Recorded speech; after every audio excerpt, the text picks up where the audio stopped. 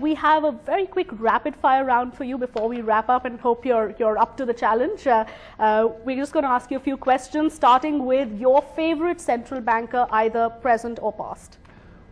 I'll always get into trouble saying, well, I would say, a good question. I don't want to say Paul Volcker because people will immediately say he's a very eminently respectable person. I'd say Ben Bernanke. Ben Bernanke? Even though you've had some differences also. That aside, I mean, he did a tremendous amount during the crisis to put the system back on track. I mean, that system could have blown up.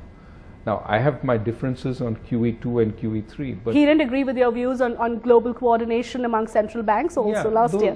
I mean, I can still disagree and respect him. But he is among your favorite central bankers. Yes. Your favorite economist?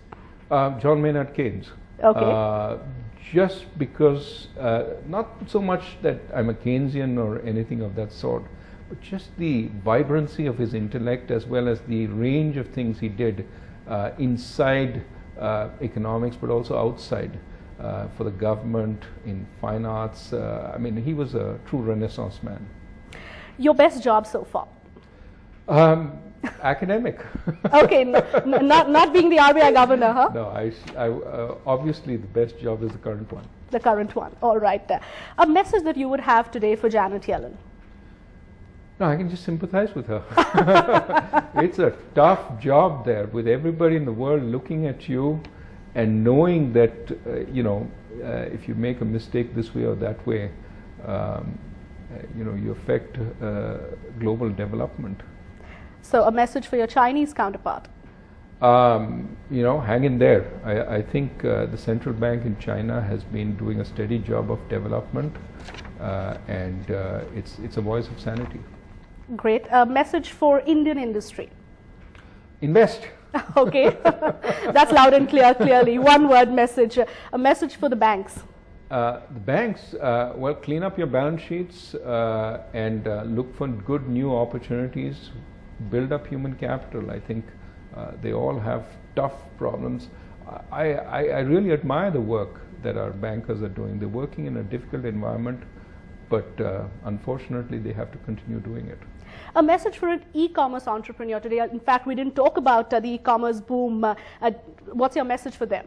Well, I just watch in admiration, but I do hope that they can convert some of this money-spending sales into actually money-generating sales. Are you worried about a bubble in e-commerce in India?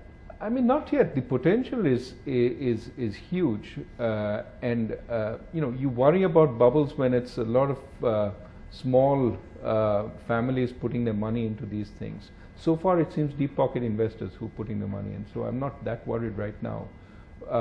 But also, there is an opportunity here which we should seize. A message for the government? Keep doing what you're doing. Okay. A message for the opposition? We're ending it now. The last one is coming. No, I don't have anything to say to the opposition. Okay, a message for the ordinary Indian. For the ordinary Indian, you have a huge fan following in India. Many people believe India is in safe hands thanks to our central banker. What's your message for the ordinary Indian? Central banker plays a small part, but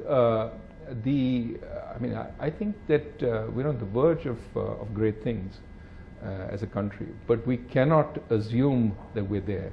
We need to continue working, and I'm hopeful that all those young people that I encounter across India, who are eager, who are hopeful, who are willing to work hard, who are actually working very hard, I think the world will be much better for them than it was for their parents.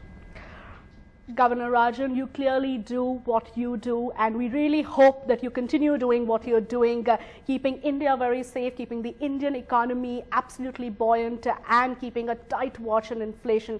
Thanks very much for joining us in this very special interview. Thank you. Thank you.